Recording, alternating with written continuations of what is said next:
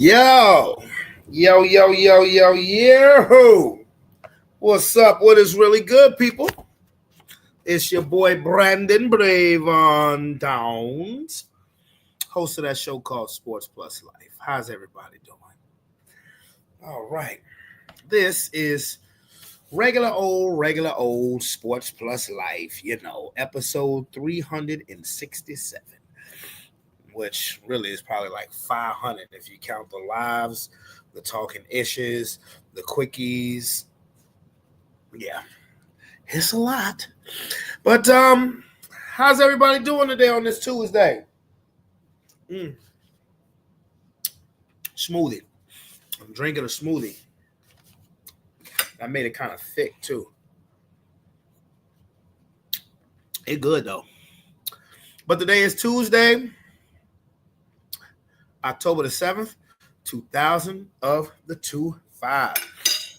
And we got some things to talk about today, you heard me. We do. We got some things to talk about today. Oh, boy. But first of all, I hope everybody's had a good Monday. I hope everybody had a great Monday. I hope everybody had a great rest of their weekend. I know the last time you guys saw me, it was the post-game show. I don't know why the damn Wi-Fi connection little windows stay up on there. He stir it up some, make it a little bit more, a little less thick. Anyway, look at me. So,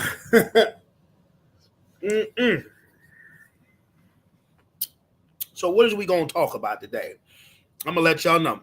We're going to talk about this Sunday night football reaction. Because when we left the post-game show, we was like, man, we ain't watching no damn Buffalo versus New England. Like this past week was like the most terrible week of picking when it comes to the prediction league. It was horrible. It really was. It was horrible. Because couldn't nobody get right. It was upset after upset. You talk about a football week where the Bills, the Eagles, and the goddamn Chiefs lost. Ain't that crazy? Like it was one of them. It was one of them weeks where all of the teams that you thought was going to win, that we picked was going to win, and it just culminated last night. So yeah, we have a lot to talk about. We do. We have a lot to talk about between Sunday night, Monday night. We got some crazy ass. We got on-field / off-field stuff to talk about with the Arizona Cardinals head coach Jonathan Gannon. We had to talk about Mark Sanchez. Like, what the hell? This is a lot. There's a lot we need to talk about. It is. And forgive me for drinking a smoothie, but this smoothie is delicious right now. It is. It is. I would talk about Taylor Swift's new album, but I really don't care. I mean, as a DJ, I did my due diligence because, I did my due diligence as a DJ, but it's like, I don't want to hear about you boinking Travis Kelce, and I don't want to hear about goddamn you playing victim in any of your songs. You rich. You dumb rich. You dummy dumb rich. But anyway, let's talk about Sunday night football first.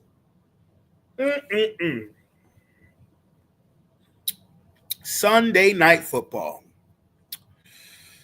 The New England Patriots went into Buffalo and upset the Buffalo Bills.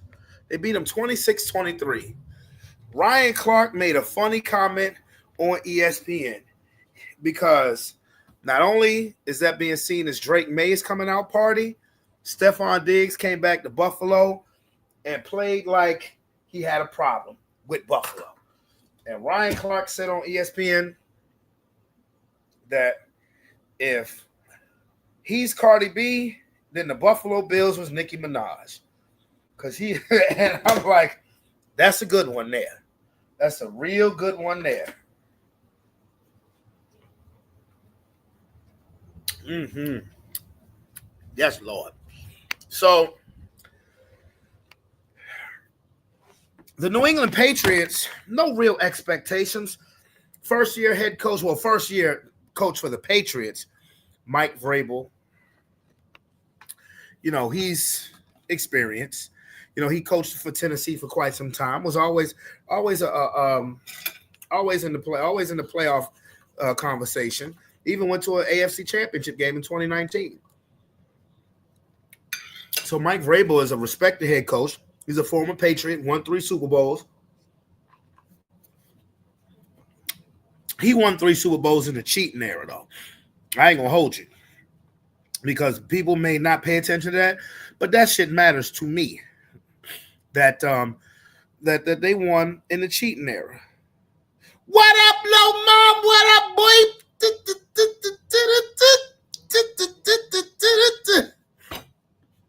What's going on, homie? But one thing the Patriots did do, Patriots spent a lot of money. The Patriots spent a lot of money this offseason. They did a lot of grocery shopping. They got Milton Williams, Stephon Diggs. They brought in Carlton Davis. They made some moves. The New England Patriots made some moves. And it's looking like they may potentially pay out. I mean, people would look at the Patriots and see an easy victory. No, that's not the case. I don't believe that's the case. And they played well. As a matter of fact, they were up 20-10 in the fourth quarter on the Buffalo Bills. They were up 20-10, and then once Buffalo started coming back, because honestly, that's when I started paying attention to the game, because I saw at halftime the score was 6-3. And I was like, damn, I really don't want to watch this bitch. But then something told me to look at my phone, and I saw Patriots 20, Bills 10. I was like, what? I was like, what the fuck? So yeah, I was still watching my Denver Bronco post-game shit. You damn right. But I said, I am feeling better, bro. I am. I was asleep earlier. I went to sleep early last night, but then woke up in the middle of the night. I was able to go back to sleep, but I am feeling better. This is a smoothie. This is not 80 proof. It's a smoothie. This is ice, a little bit of fruit juice, strawberries and bananas. But I appreciate it.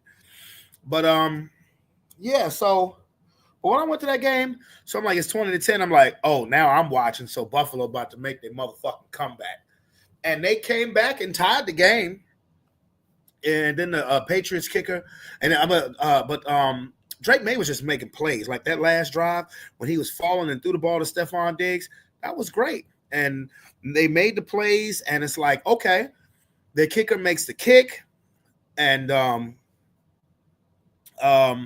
they win the game. They win the game 26-23. And now you're looking at the Patriots. I'm like, damn, the Patriots are 3-2. So now you're saying, damn, they Buffalo may have some competition in this division, and now they have a game up on them in the division. That just capped off again an absolutely bonkers and bananas Sunday of upset football, bro. Those late games were crazy. Like Arizona was the favorite to beat Tennessee. We will talk about that game still a little bit more. Seattle and Tampa was a pick'em game. Detroit's the only one that saved face, bro. They're the only one that saved face. What up, Bronco? What it do, homeboy? What it do, Bronco? I'm chilling, boy. Drinking a smoothie, boy. Talking about this Sunday night game that we should have watched, my boy. Yeah, Cincinnati's, the only team that saved face. Washington and the Chargers was, I'm not going to say that was totally a pick 'em, because most people had the Chargers winning that game. Everybody picked Buffalo to beat New England. Everybody.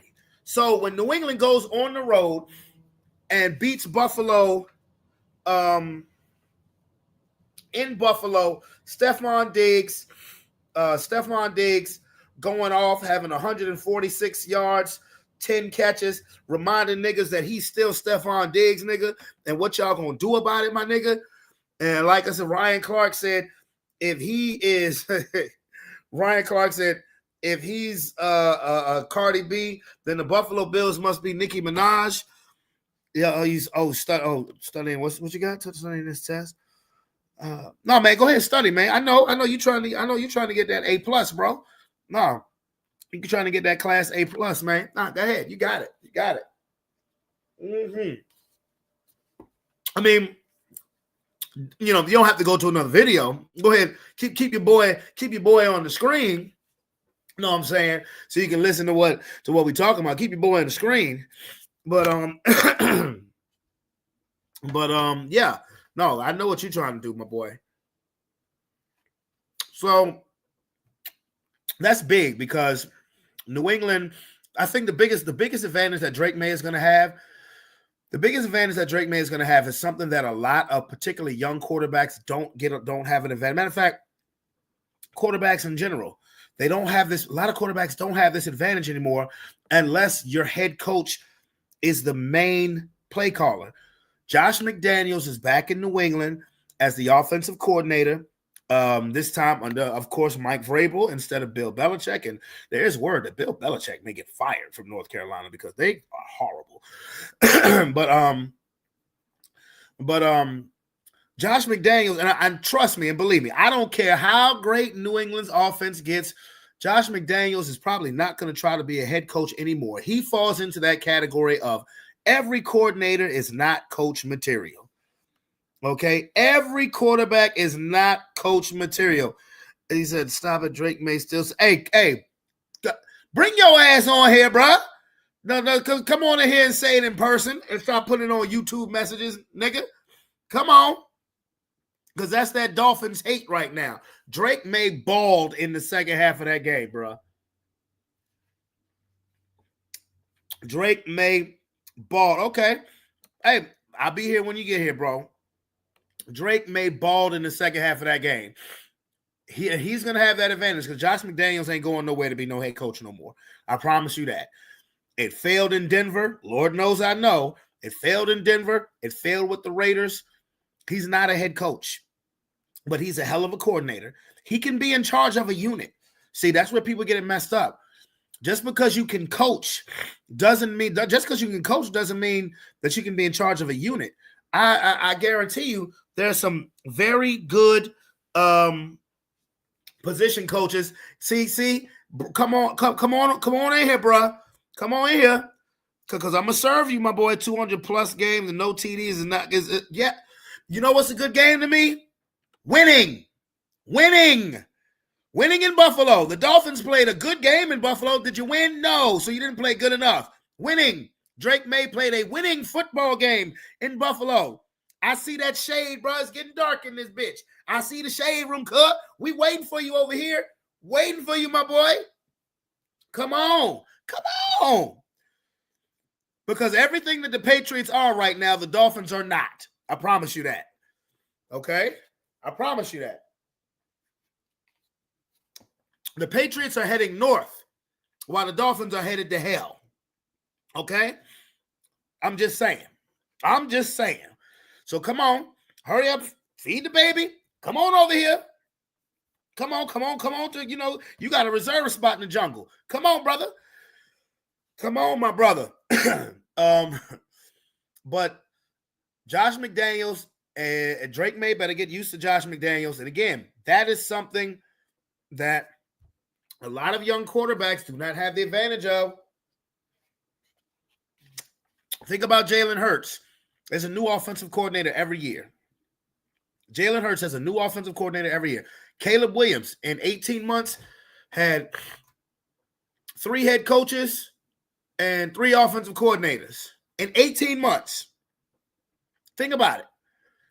Now, in situations like Caleb Williams now, and Bo Nix. Let me see. Hold on. I'm hitting up my uncle up right now. In situations like Caleb Williams and Bo Nix, where you know Ben Johnson is going to be the main play caller in Chicago, you know Sean Payton's the main play caller in Denver, that's an advantage because you're going to have the same voice in your ear year after year. There'll be somebody that has the title of offensive coordinator, but everybody knows in Denver who's calling the offensive plays. It's Sean Payton. Everybody knows in Chicago who's calling the offensive plays. It's Ben Johnson. In San Francisco, you know it's Kyle Shanahan. And for the Rams, you know it's Sean McVay. But these teams that have these awesome offensive coordinators, like Detroit had with Ben Johnson, Detroit is just blessed right now, okay? But like a Ben Johnson, or Jacksonville now with Trevor Lawrence, Liam Cohen, he's going to be the one calling plays. You know he's going to be the one calling plays. It's you can ruin a player constantly switching coaches, different systems, I mean, it's hard enough to play quarterback, my G. It's hard enough to play quarterback, and motherfuckers act like any and everybody can just do it, and it's not like that.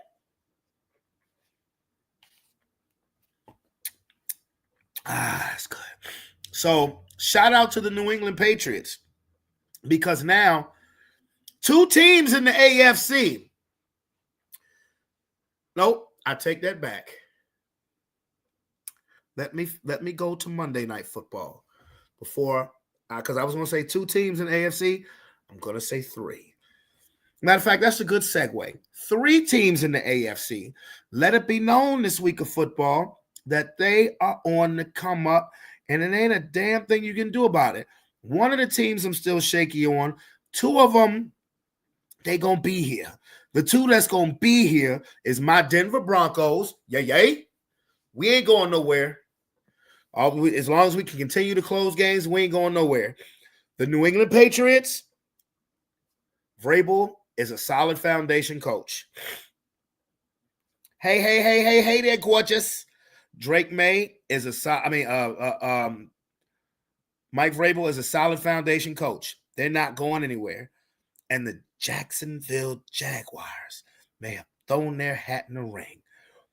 A little suspect about them because Trevor Lawrence still does some frequently dumb things. But I will say this. I am happy. I was so happy to be wrong about picking the Kansas City Chiefs in the prediction league.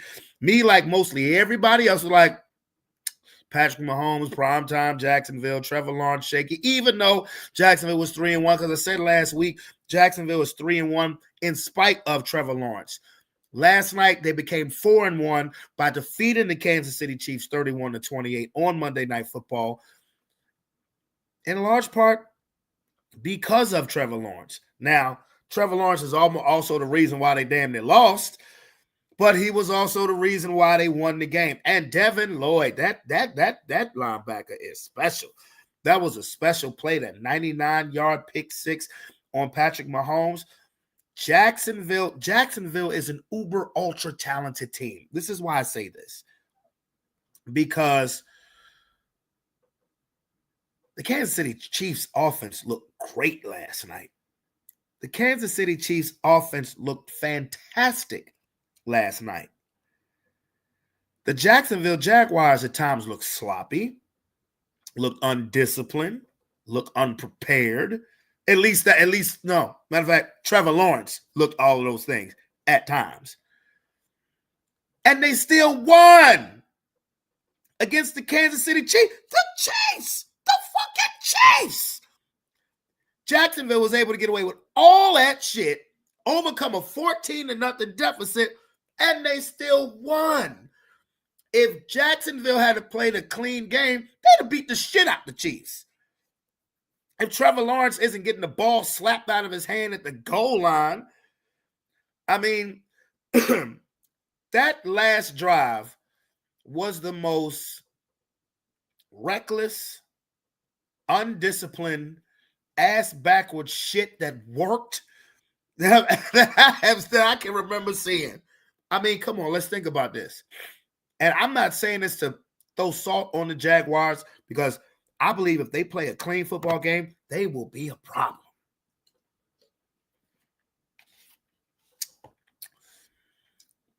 The drive.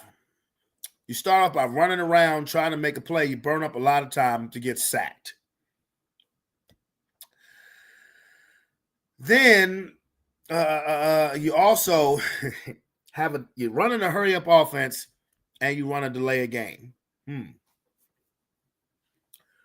You run a hurry up offense and you get a delay a game.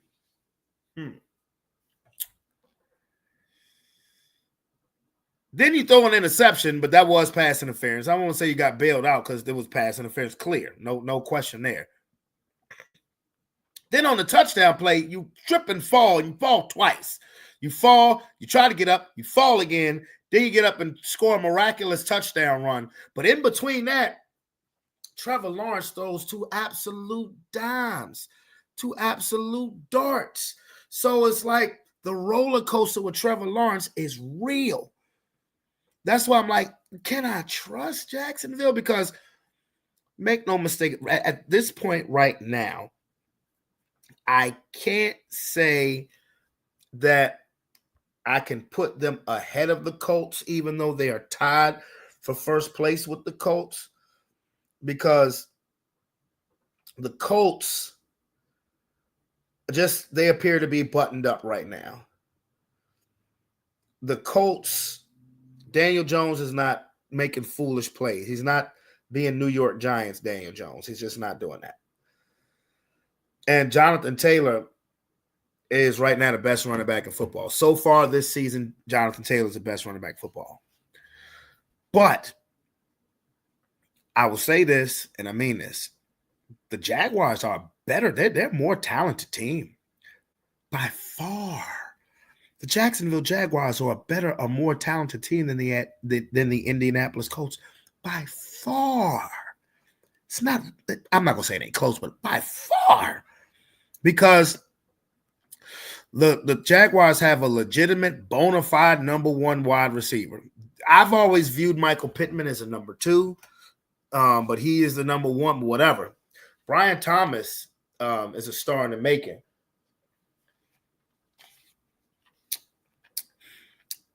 Travis Etienne is a star in the making. Their defense is young, hungry, and aggressive. And that goddamn Devin Lloyd, he is something special. But the reason why I can't put the Jaguars over the Colts is because of Trevor Lawrence. Trevor Lawrence, who, is ultra talented, he just does the dumbest shit during the game that you will see from a number one overall draft pick. He does dumb fucking shit during a game. His team right now is just talented enough. The Jaguars' defense has forced 14 turnovers in 5 games. That's bonkers. That's bonkers. And nobody talks about him like that. They've been talking about him today because they beat the Chiefs in a standalone game. Nobody talks about the Jaguars like this because it's the Jaguars. We waiting for the roof to collapse. But the Jaguars defense has 14 turnovers already in 5 games. They only had 9 forced turnovers all of last season.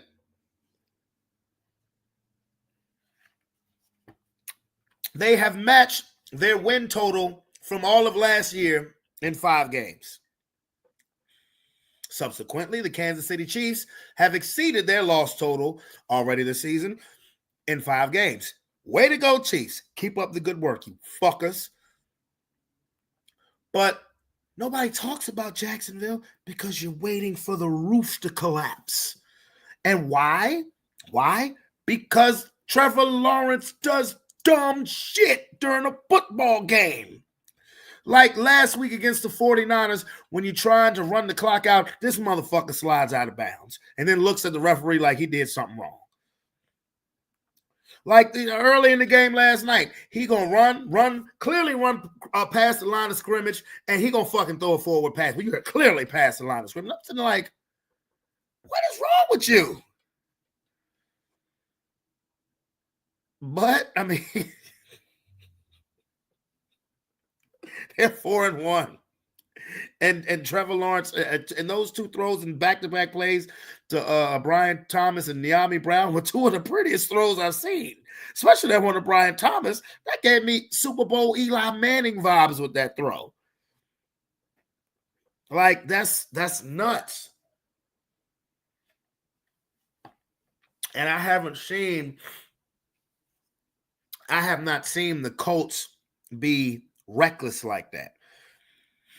You know, and it was good to see Travis Hunter contribute too, because I noticed they started him on defense last night, and he made a big catch. Because through the first 4 games, Travis Hunter was pretty invisible. You know, I think maybe they've told Travis, you know, hey, look, bro, you got to we need you to focus on the defense. We will have offensive package plays for you, but we need you to focus on the defense, bro. So last week was just totally bonkers with the prediction league. Totally bonkers. Now, as far as the results, oh boy, nobody in the league got 10 right. Nobody. The winner, and this is the second week in a row that this person has won, Marquise won for the second straight week. He's no longer in last place. He's actually in the middle of the pack now. Good job, Keith. He won with 9. Second place was a 3-way tie for second place between David, Aaron, and Rob at 7. Oh, I'm sorry. Nope, I take that back. Second place was Monte with 8. Then there was a 3-way tie for third place. The names I just named with 7. A bunch of motherfuckers had 6, yours truly included. Like, I had 6, Calvin, Marcus, Devon, Shante, Eddie, Vince, Sterling, all had 6. And there was a tie for Macaroni Tony this week between Sean and Kyle, finishing with 5. And it was just that type of day.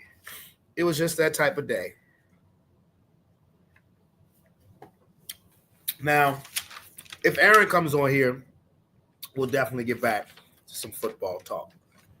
Because Aaron need to come on here and face the fucking music about his Miami Dolphins, bro.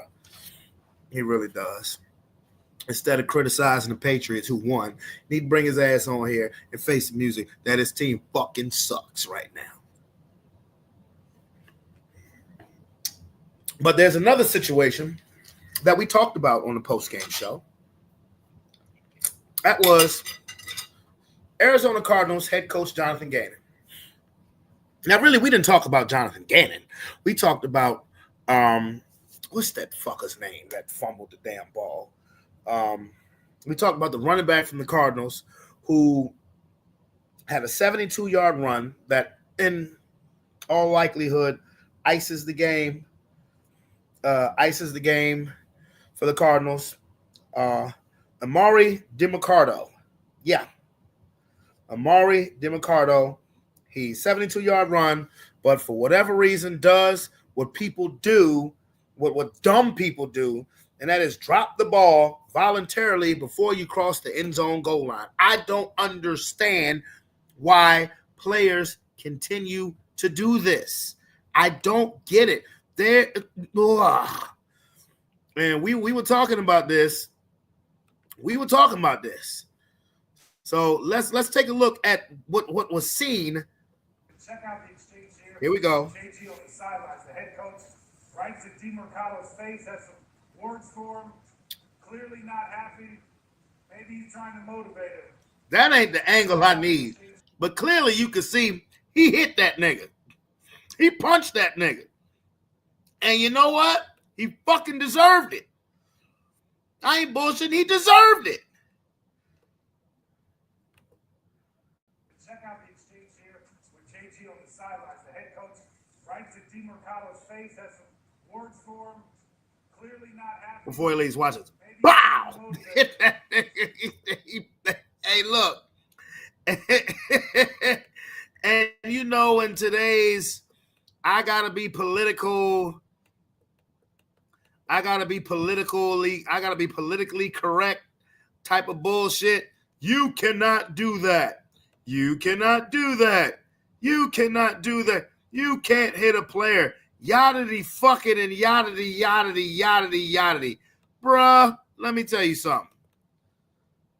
Man, Jonathan Gannon, let's just say this. Jonathan Gannon apologized.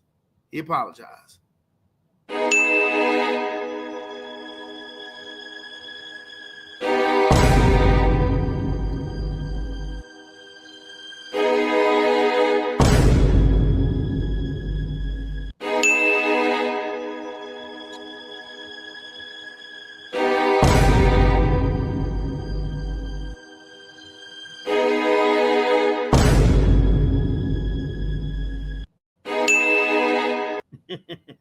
Hey, look, bro. I can't hold you, bro. Yeah, he punched that motherfucker. Goddamn. You know what? Jonathan Gannon. Lord have mercy. Let me quote niggas correctly. First of all, he's been fined. The Arizona Cardinals fined him $100,000 for his sideline altercation Sunday with running back Amari DiMercado. Amari DiMercado. DiMercado dropped the football before crossing the goal line in the fourth quarter of the loss to the Tennessee Titans on what would have been a 72-yard touchdown run. Now, Jonathan Gannon said, I just told them I kind of let the moment of what happened get the better of me. Said I woke up not feeling great about it at all. Bruh.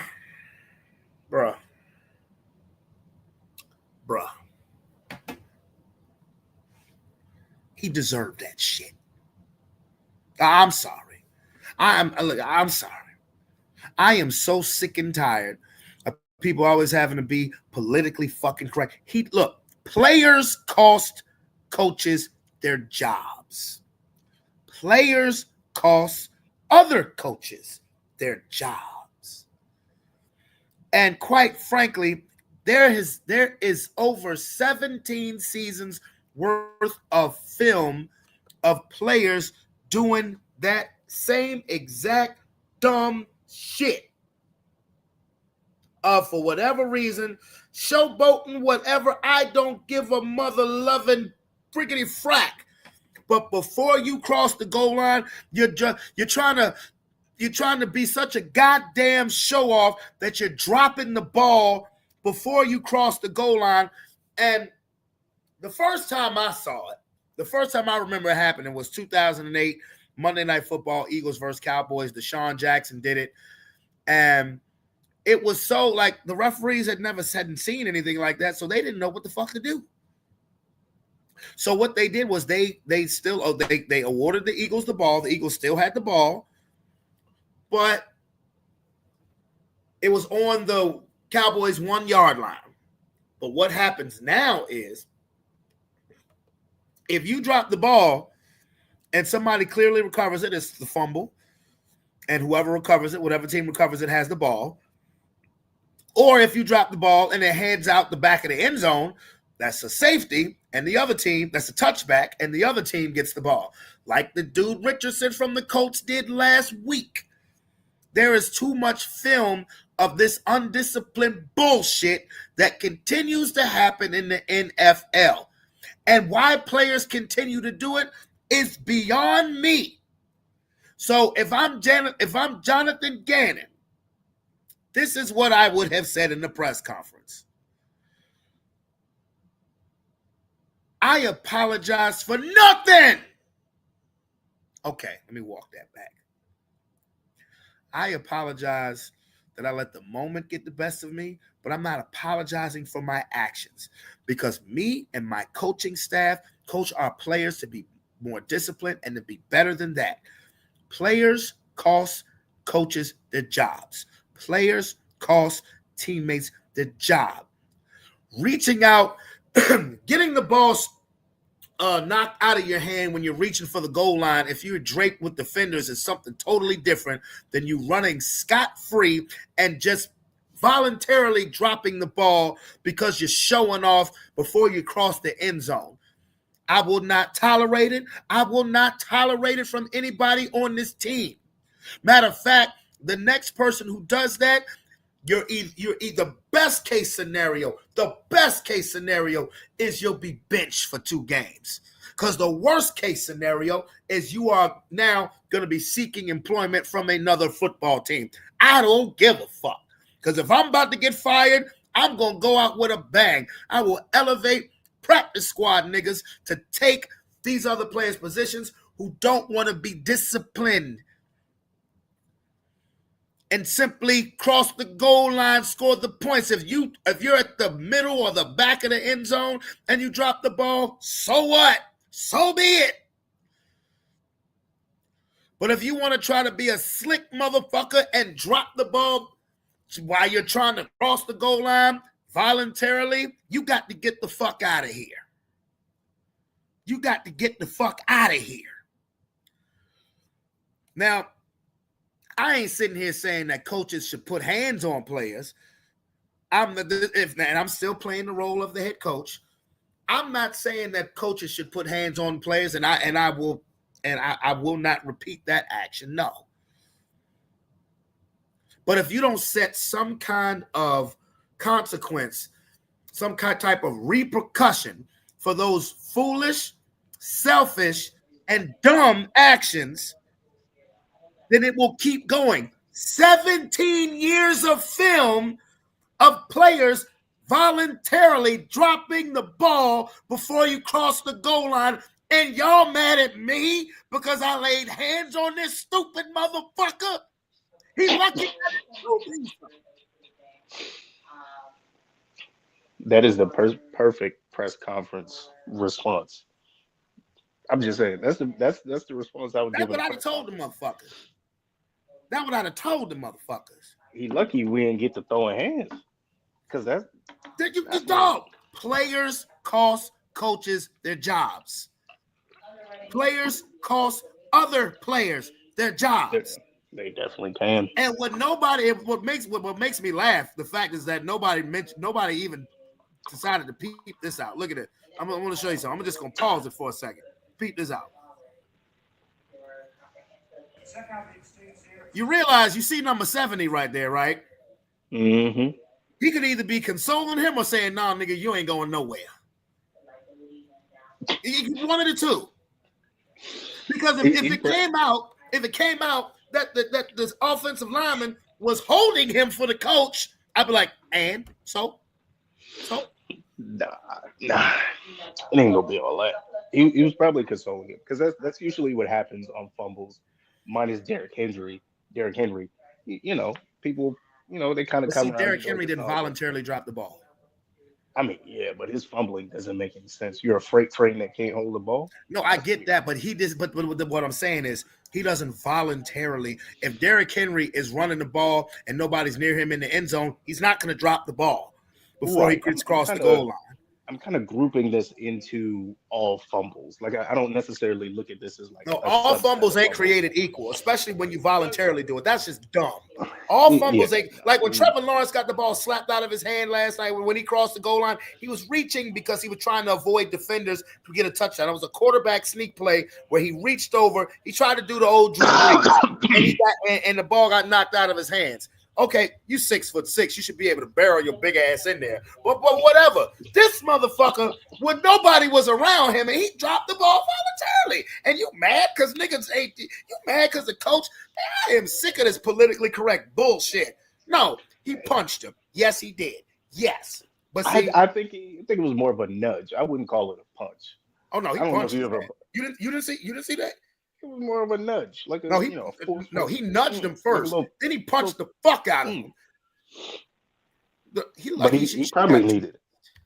He probably needed it, in all honesty, because it was egregious. And see, the only thing is now, because people are like, you shouldn't put your hands on the players. Now you can't fine him, you can't bench him, you can't cut him, because now he looks like a victim. Yeah. I will walk in that locker room and say, if your Karen ass say one thing, if you so much, if ass you cut. Oh, man, that's funny. Yeah, no, he deserved every piece of that. Every piece of that, he deserved it. Because I'm like this. Jonathan Gannon know that he in the hot seat. Now, the only thing I say, the only thing I say against Jonathan Gannon is that when that play happened, the score was 21-6. The Titans still had to score two more, had to still put up 16 more points to beat you. And your calling card is defense. That is on you, coach. That is on you, coach. Technically, yes, but at the same time, every point counts. And I think we know, especially Well, week if he five doesn't is drop the week ball, they five is win the game. true. Yeah, that's true. How you doing, brother? Getting over this, getting on the other side of this little cold, man. Good. Getting on You know, you on heard the from other me side on of it. Sunday. You've I been get it. hiding lately. I ain't gonna let Sunday was embarrassing. Sunday was Yeah. embarrassing. And then I noticed you throwing shade at the New England Patriots. Now, go ahead. Floor is You yours. as the kids will say, I think you glazed it a little bit on the Patriots, my boy. I don't know what the At fuck the that end, means. neither do I, but I hear all the kids saying they don't TikTok. I thought I'd try it out. It's it's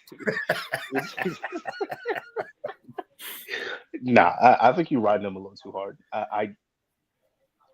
In terms of throwing their hat in the ring, I think it's a bit early for that. It's a bit early. You're 100% right in terms of coaching, but good coaching is not new to the Patriots space. It's been honestly, if you're talking about well coached teams for the last decade, they fall within the top 6 or 7.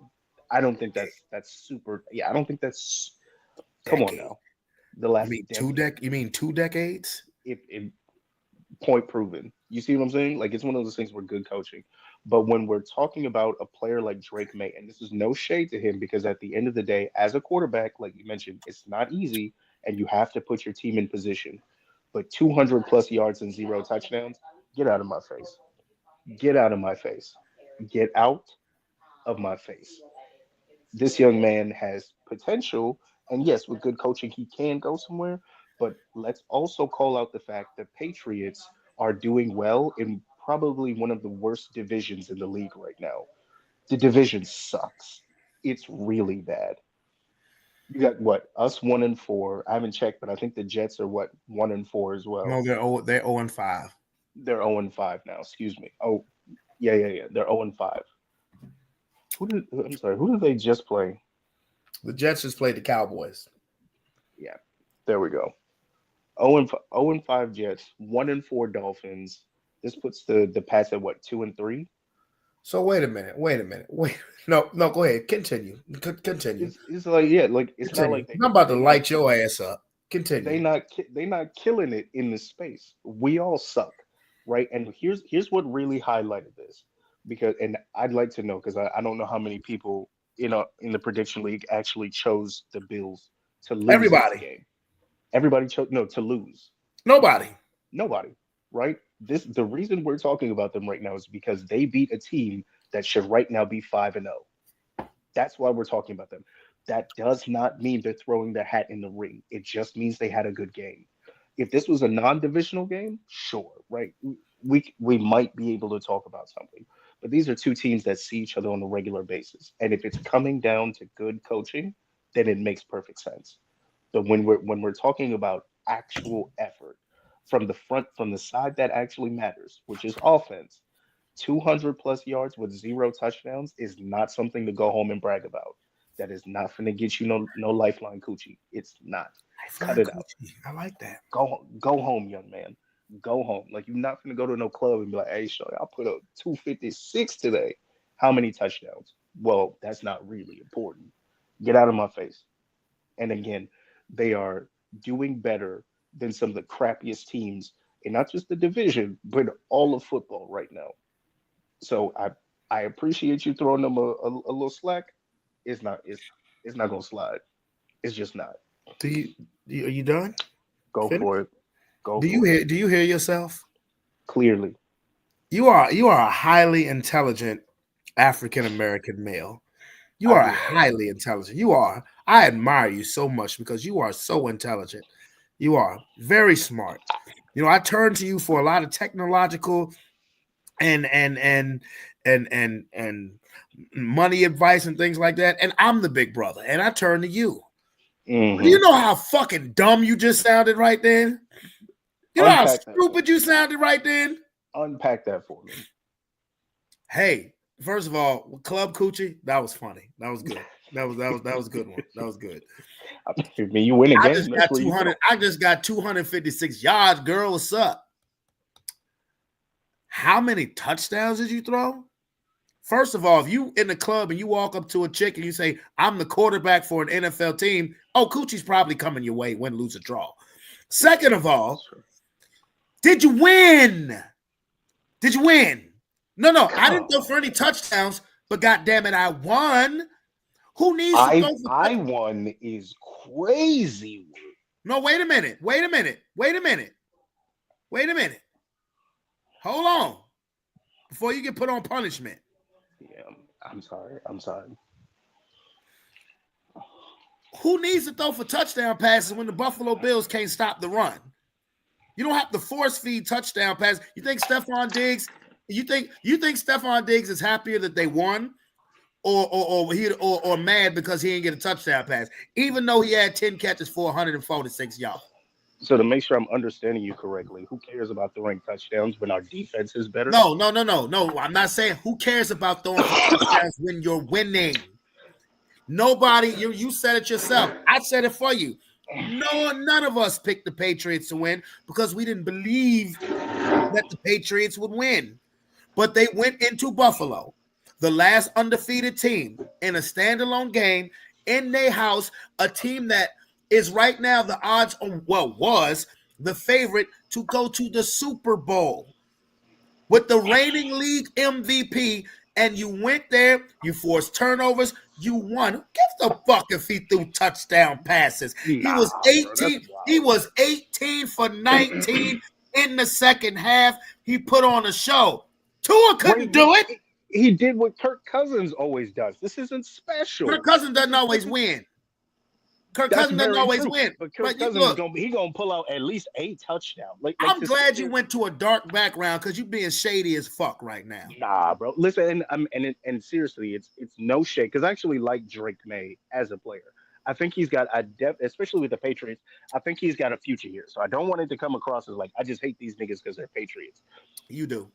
Yeah, a part of me. But at the same time, like speaking objectively here, there's just too much evidence against them being somebody who's thrown their hat for real contention. I'm surprised you don't want to talk about the Colts as somebody who's really thrown their hat in for contention. The Colts. I did. I was talking about them earlier when I was talking about Monday Night Football. The three teams you called up: Jacksonville, which I agree with; Patriots, which I'm disagreeing with, and who was the the third team? Denver. And Denver, which I also agree with because y'all definitely. I didn't get a chance to watch the game directly, but the highlights definitely surprised me.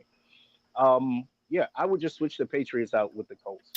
I didn't know. See, because I didn't mention the Colts because, as far as I'm concerned, the Colts are already there. I was talking about the Colts when I was talking about Jacksonville and Kansas City. I said Jacksonville has thrown their hat in the ring with the Colts to win that division. I said I can't trust Jacksonville over the Colts because of one player, Trevor Lawrence. I said if you look at roster for roster, Jacksonville is clearly a more talented team with the Colts. It's not even that close. Yeah. But Jacksonville, Trevor Lawrence does such dumb shit during the course of a football game that Daniel Jones has not been doing since he's become a Colt. I still would take the Colts over Jacksonville. It's two great stories. I said yes, 3 teams, I believe, because as far as I'm concerned, the Colts going 4-1, and not only going 4-1, they're scoring about 40 a game with their wins. They've already put people on notice. Denver, we expected Denver to be better this season because of the way the offense looked, and we went to the playoffs last year. But when we were 2-2, Our Achilles heel over the last 2 seasons have been, yeah, we're winning football games. But we don't beat nobody relevant. We've been feasting. We had that Dallas Cowboys syndrome. We only beat bad teams. We were only beating bad teams, and we walked into the house of the champs and won, coming from 2 touchdowns back in the fourth quarter. So I said on Sunday, I believe this springboards us. Nobody had New England beating Buffalo in Buffalo, and time will tell if I am giving them too much credit early, because I'm gonna say the same. I'm telling you right now, you're giving them too much credit. I'm gonna say the same thing for the Broncos, and I'm saying for the Patriots. You should win your next game. You should win your next game. Who the Pats got next? The Saints. You should win your next game. A little bit of high too. You should win your next game. Just like Denver. Just like Denver. We should win our next game. We play in London against the Jets. We should win that game. Yeah, that should be an easy one.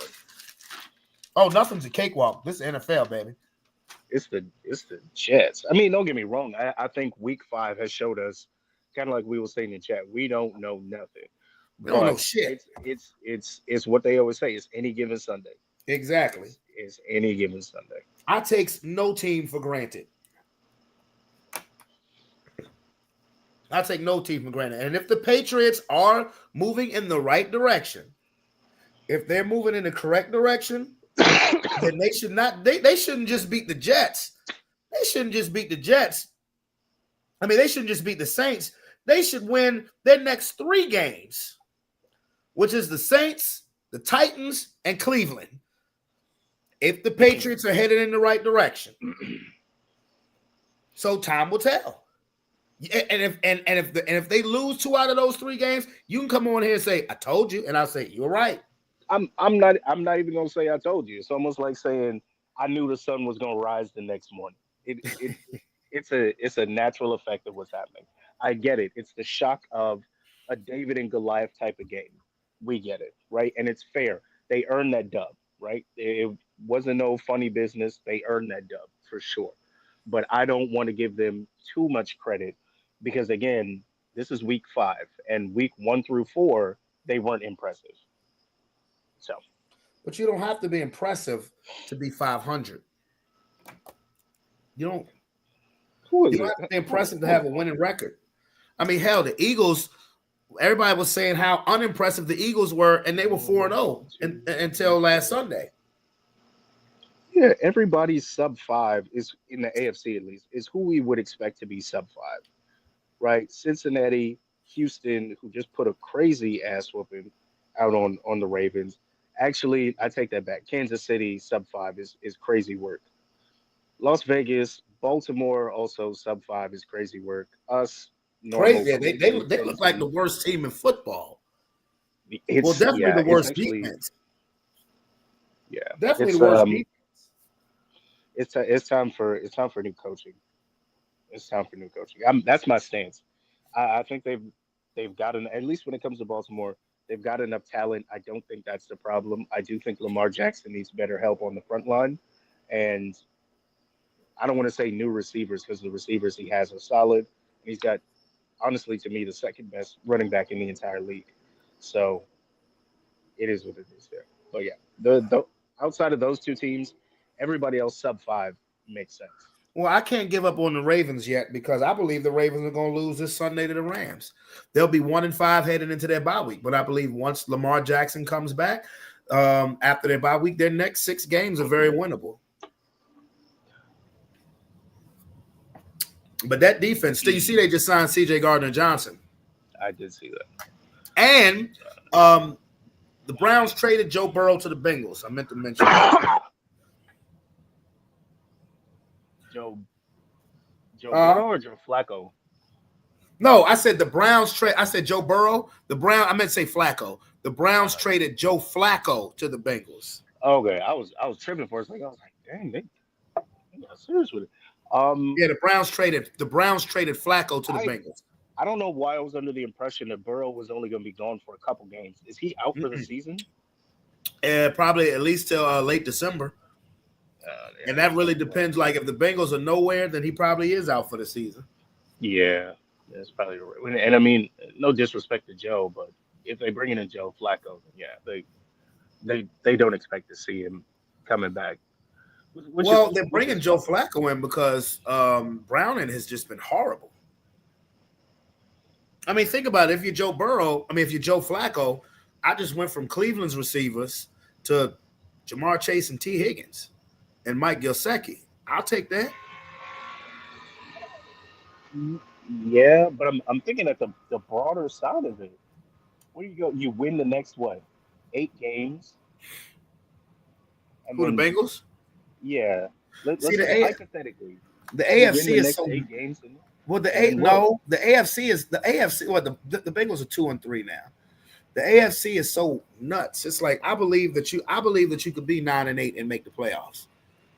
So, if it's December and you're 6-6, or you're 7, or you're 6-7, or 7-6, why not? You're gonna be at the very least. You'll be in the hunt. Yeah. Okay. So I don't. How things shake out for them. I wouldn't have traded for Flacco though, because that O-line is still shaky. I would have went out and got like Russell Wilson, somebody who can move just a little bit. Nah, that's not a good look. I definitely. I mean, if you're looking for a decent quarterback and we're thinking Russell, we might as well go ahead and get Jameis Winston. All right, go get Jameis Winston. That's what I'm thinking. Well, I mean, it's too late now. Yeah. That means you're gonna be seeing Shedeur Sanders sooner, not later.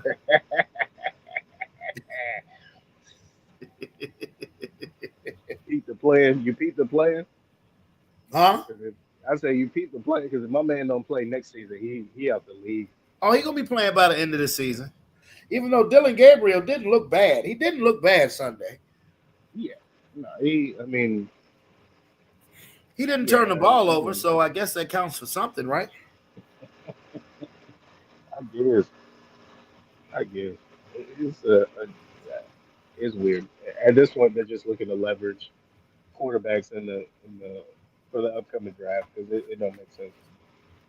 Well, while I got you on here, I might as well get your Thursday pick. Who you got for Philly at New York at the Giants? Philly. Y'all kick the Hornets nest, and pretty much every game after y'all, they gonna be. Yeah, I'm picking Philly too. Yeah, they gonna be pissed. Y'all kick the Hornets nest. Y'all kick the Hornets. Well, motherfucker, I told y'all we was. Ain't nobody believe me. I told you. No, I didn't. Yeah, I told all of y'all. And I was the only person to pick Denver. Nobody else picked Denver. I believe it. I told y'all. I told y'all we were gonna win. God damn it. Yeah. Spring and like I said for the Patriots, same thing. We should win our next 3 games. Our next 3 games is Jets, Giants, Cowboys. Woo. Yeah. All at home. Well, the game against the Jets is in London, but technically that's a home game. But the Giants in Denver. Dallas comes to Denver. We should win all 3 of them. So if we're headed in the right direction, by midseason, we should be 6-2. All right. I think the Dallas game will be fun to watch. I think that'll be a fun game. You're going to fuck them up. All right. You see what we did to Jalen Hurts? Dak ain't that motherfucking mobile. We can come for his ass. That'll be a decent one. But yeah, that one's Philly. That's gonna be a beatdown. They're gonna be pissed. We're gonna beat the dog shit out of them. And they little suck ass defense. They's a little suck ass. We're gonna kick their ass, boy. We're gonna beat the fuck out of them. But now I need to I want to talk about a story that's amazing. Well, let's have before I do that, I want to have some fun first because this story is a little dark. Do you know the New Orleans Saints have a player and his first name is Kool-Aid? Nah, come on, boy. I ain't making this up. If he's white, I'm gonna leave him alone. But that's what I'm saying. because it could have been one of those where it's like, aha, it's funny, black people do weird stuff, but then he's white. But yeah, him being black is just, dang, bro, your whole life. Hey, Kool-Aid had 2 interceptions last week against the Giants. All But first of all, I would ask my mother. I mean, this is when I question some of my people's thinking. You know, I love my black people. Why? I just thank the Lord that this young man is an athlete. Yeah. He can go Because legally change his name at this point. You can pull an Ocho Cinco. bruh, There's no way. if he wasn't an athlete, I would have advised him to legally change his name. Kool-Aid McKinley. Kool-Aid McKinley. He making this up, bro. Imagine this man running for governor or something afterward. I vote Kool-Aid.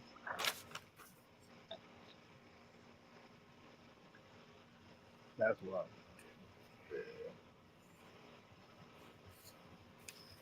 His brother probably Gatorade. And his sister Powerade. You stupid, bro. You stupid. What be possessing these parents, boy? I swear.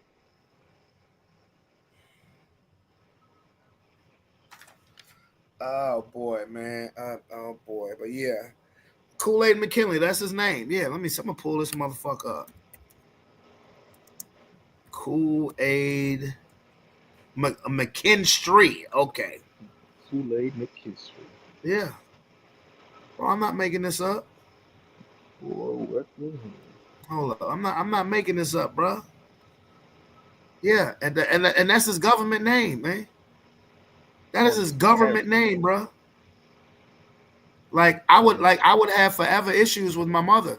You name me some fucking Kool-Aid and I'm black. You name me some fucking Kool-Aid and I'm black.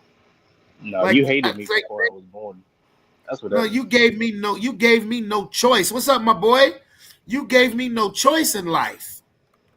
Yeah, no, you for athlete, it was either all or nothing. Yeah. Or drug dealing.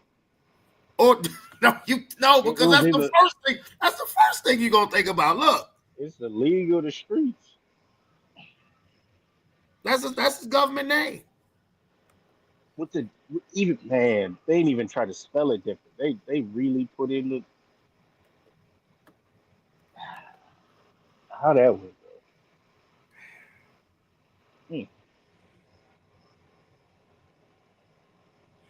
though. We got to do better. Yes.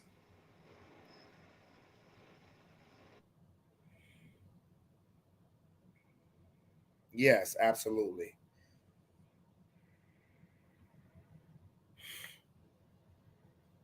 But now in other news, heard about Mark Sanchez, bro? You heard about Mark Sanchez? Hey, Boogie, you went silent on me.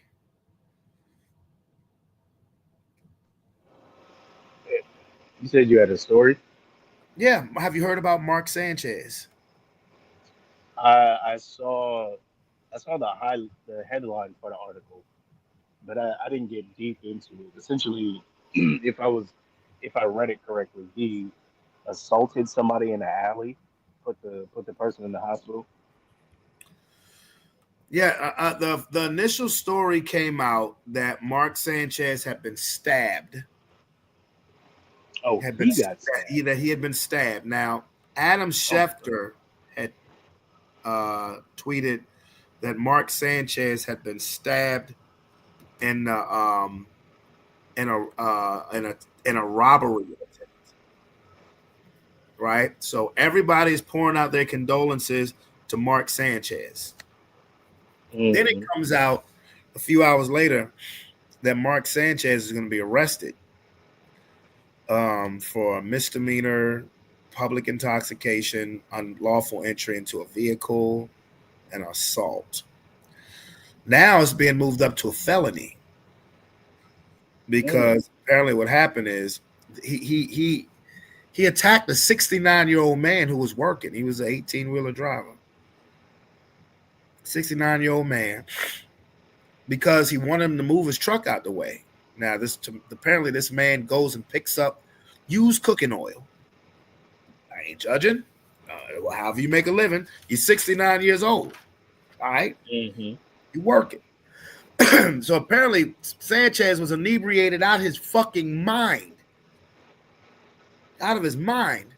In fact, they said he was doing wind sprints in the alley before the altercation took place. Oh, man. So he comes up. They have an argument. Dude is like, I'm just trying to bounce. I'm trying to get my stuff and leave. You need to move your car now. You know who the fuck I am? He attacks this dude, punches him.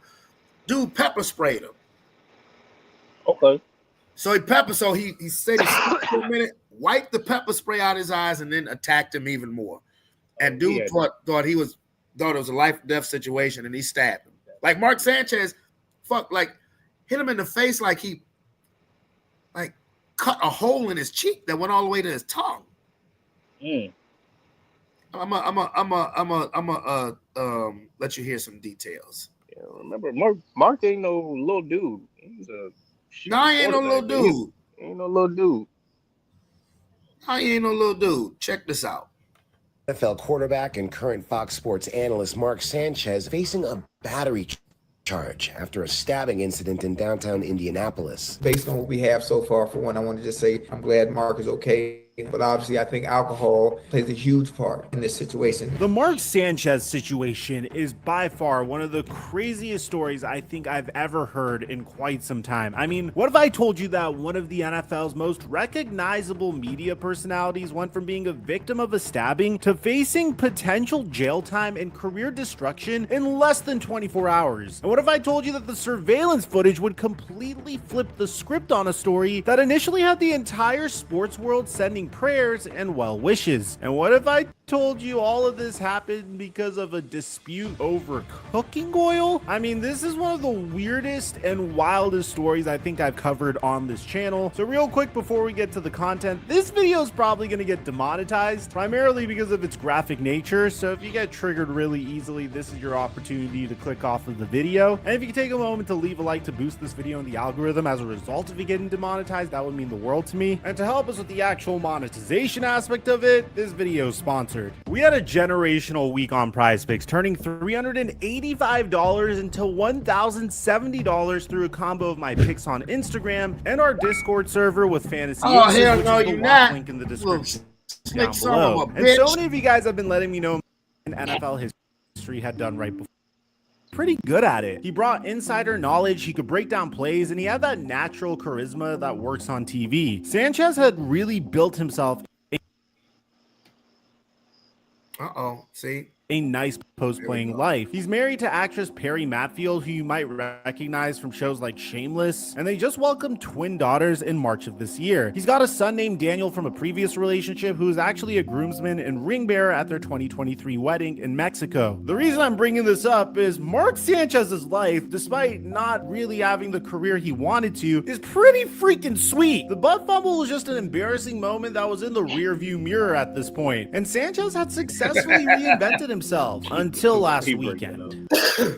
On Saturday, October 4th, 2025, the sports world woke up to shocking news. Reports started flooding in that Mark Sanchez had been stabbed in downtown Indianapolis and was in critical condition at a local hospital. He was in town to work the Raiders versus Colts game for Fox, and suddenly he's fighting for his life. Fox Sports released a statement saying Sanchez was in stable condition and asking for privacy, and everyone assumed the same thing, that Sanchez was the victim of some random act of violence, and thank God he was okay. The entire sports world rallied around him. His former team, the Jets, tweeted out, "We're sending out our thoughts and love to Mark Sanchez and his family, hoping for a speedy recovery, 6, using his old jersey number." Former teammates sent well wishes. Fans were genuinely concerned. And then just hours later, everything changed. Indianapolis police dropped a bombshell. Not only was Mark Sanchez not the victim, but he was being arrested right there in his hospital bed while still recovering from stab wounds. Mark Sanchez was arrested on 3 misdemeanor charges: battery with injury, unlawful entry of a motor vehicle, and public intoxication. Wait, what?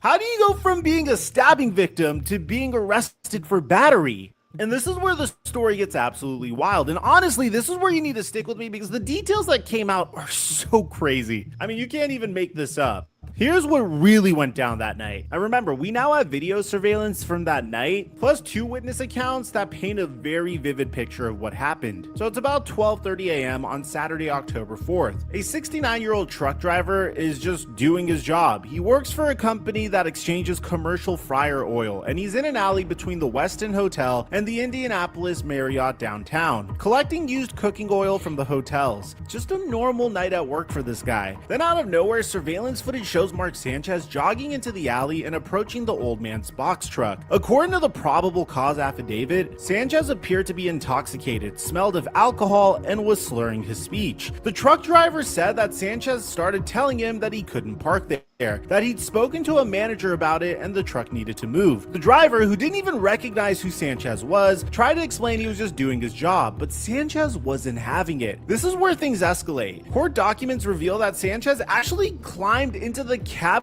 of the truck, leaning over the driver's seat despite the driver repeatedly telling him that he wasn't allowed in there. The 69-year-old truck driver tried to get away, and he tried to flag down hotel security, but Sanchez kept following him and kept blocking him from getting back into his truck. The surveillance video, which closely matches the victim's account, shows Sanchez grabbing the driver and throwing him up against a wall. At this point, the 69-year-old realized he was in serious danger. This is a former professional athlete, 38 years old, in much better shape and clearly not thinking straight. The driver reached for his pepper spray and sprayed Sanchez directly in the face. For a moment, it seemed to have worked. Sanchez paused, wiped his face, but then, and this is the most chilling part, he kept advancing towards the driver. That's when the driver thought, and I quote, "This guy is trying to kill me." So he pulled out his knife, and when Sanchez came at him again, he stabbed him 2 or 3 times in what he believed was self-defense. The driver said he found himself flying back into a dumpster, convinced this was a life or death situation. According to the affidavit, Sanchez then had a look of shock come over his face before he took off running. The driver was left with a laceration on his left cheek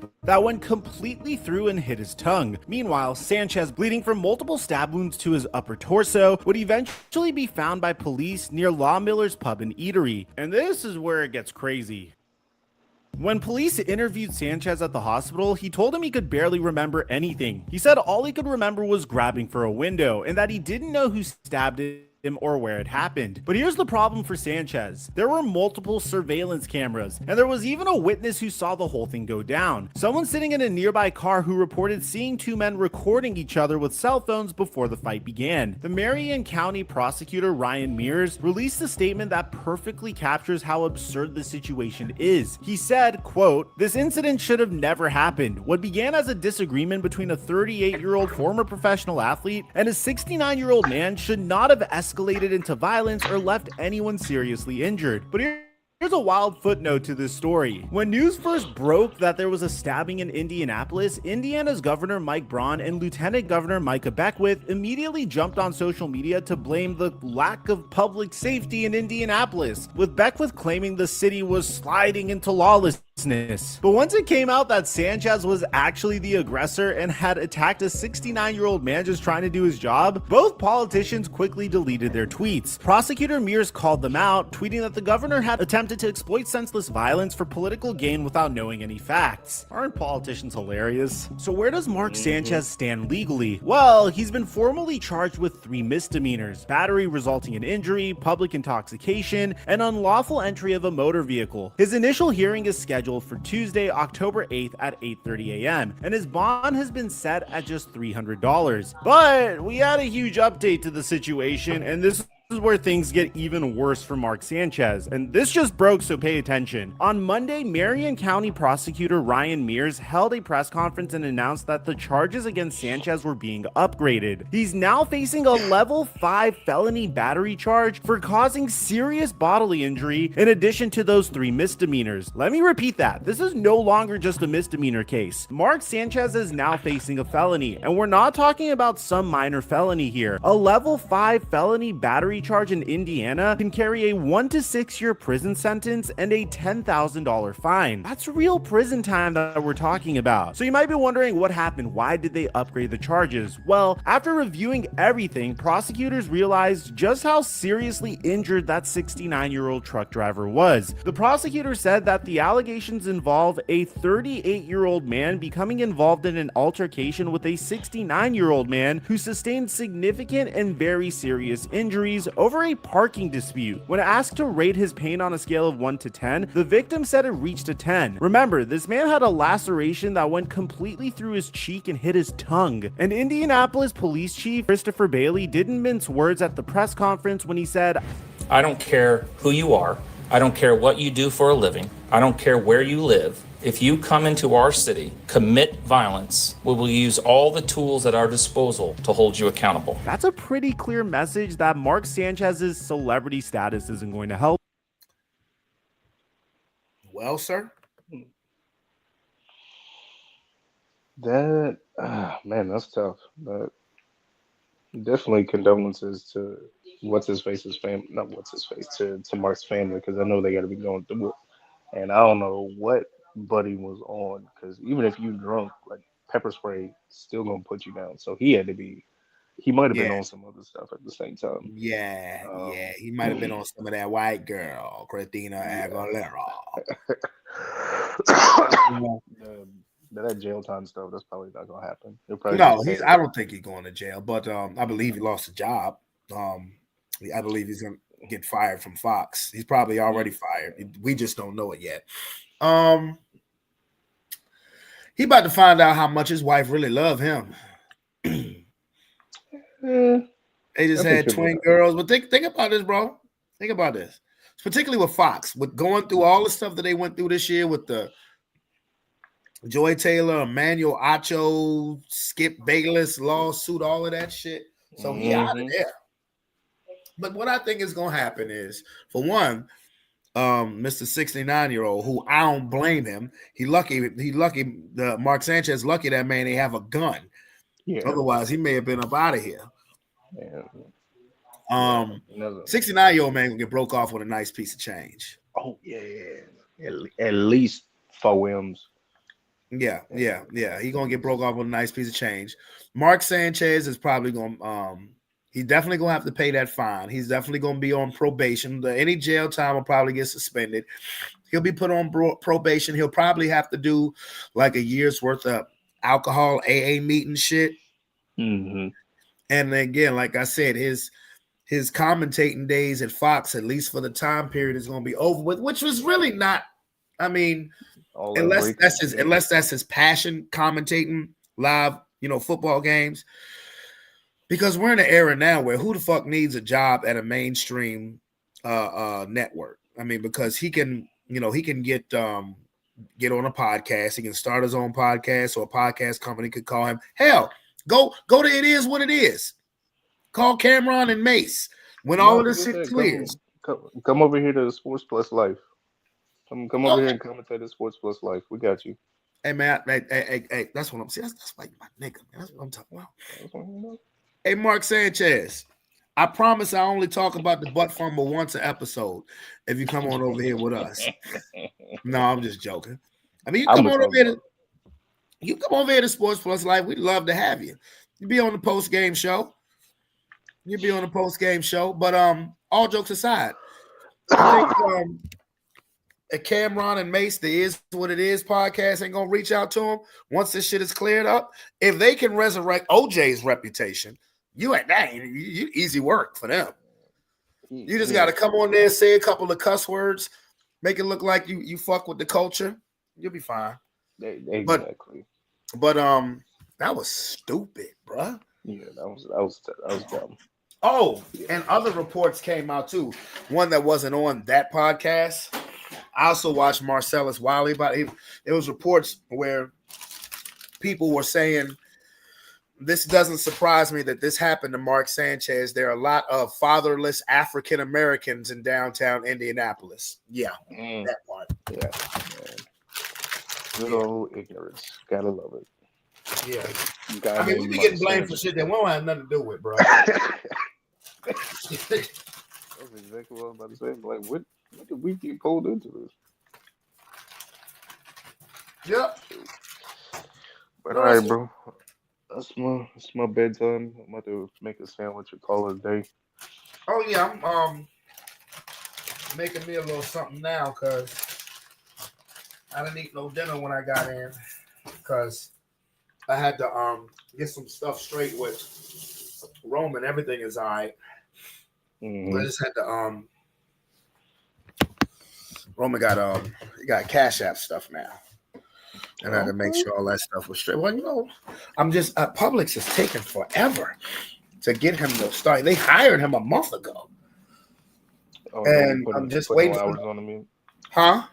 They ain't put no hours on him yet. Well, just because he's 14, we got to go through all the the Department of Youth and the youth ID number and all of that stuff to make sure I have to approve all of this shit before he can work. But it's like, come on, let's get us the stuff because I done already told the manager. His mom already told the manager.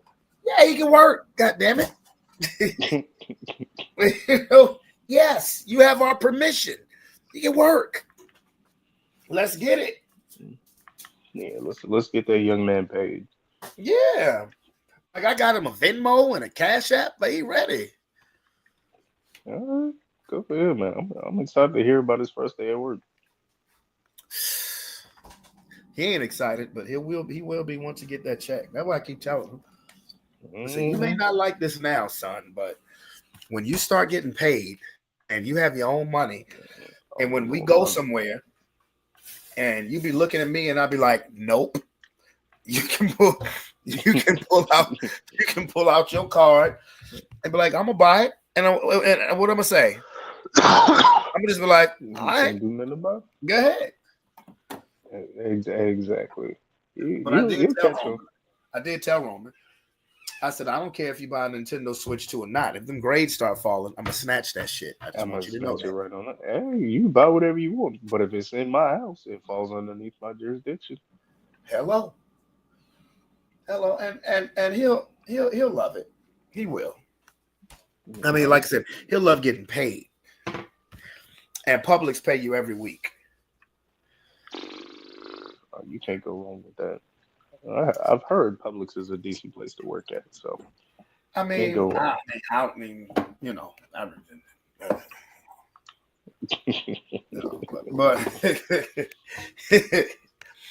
I was before you get off, I was thinking of something. When I get to thinking, I get a little dangerous. Not dangerous. No, because I want to do something fun, man. I was thinking about, having like a kickback, a little chill session over here when it's technically Christmas time, like us just linking up again and actually playing some spades, not having people be scared like they were the night of the fight. I don't know who those people were, but who would be you? These people probably weren't prepared for a spades game. How do you have to get prepared to play spades? Listen, you knew what you were trying to do. It was a setup. Listen. Look, bro, the only thing I wanted to do that night was watch the fight and play spades. It was no setup. It is what it is. But yeah, no, depending on when you want, because we'll be gone the week of Christmas. So no, not on Christmas, but what are you doing the weekend of Thanksgiving? My family's coming in, so we'll be here at the crib. Yeah, but we'll definitely bounce around. I mean, you're not far. But that's what I'm talking about. Like maybe that Saturday, like November 29th. Mm-hmm. Yeah, like that Saturday. I had a macaroni. Then I'm there. Enough said. Then I'm there. Good. That's all you had to say. Oh yeah, I'm gonna make a fresh one for that. Yeah, if you tell me you're gonna roll through, I'll make a cause mind you, that's a couple days after Thanksgiving. I have one already made. I ain't gonna get I'll make a brand spanking new one. I'm there. That's it. I'm in it. I'm in it. Okay. Cool Yes, beans. sir. Well, I'm about to get out of here too. So thank you for joining me tonight, sir. Yes, sir. Always a pleasure. Yeah, Till stop next running time. from me on Sundays, man. Look, I mean, it ain't y'all year this year. That's all right though. We cover all the games, not just not just the Dolphins, man. I'm We'll see. sorry, My ego ain't as adult Yes, you as gotta leave everybody that else's. hey, look, you gotta leave that at the door, man. We'll see. We shall see. Think about this, bro. I've been doing this podcast. It'll be 7 years on Thanksgiving. Amen. Last season was the first time since I started doing the podcast that the Broncos made the playoffs. How's that for ego? Yeah, that's no you're a real one for the game. So I can't even be mad. Mm-hmm. You're a real one for the game. But Yeah. we'll be there. I think we're in town. I have to double check, but I think we're in town next Sunday, so we should be good. Okay. Yeah, man. All right, bro. I'm go fill my face, and I'm talk to you next week. Yes, Love sir. you, man. Love you too, bro. And with that being said, yeah, I'm out of here too because all I've had since I got home was a smoothie. I just wanna put a little something on my stomach, let it digest, and I'll be asleep by 10:30, 10:45. But yeah, Lomar. Yeah, I will be here on Friday. Catch me Friday as usual on Sports Plus Life Talking Ish. We'll see what the week brings to see what else we're gonna talk about. But we're gonna talk that ish. So it's your boy Brandon Bravon Towns. I'm out this bear. Peace. Love you. See you Friday.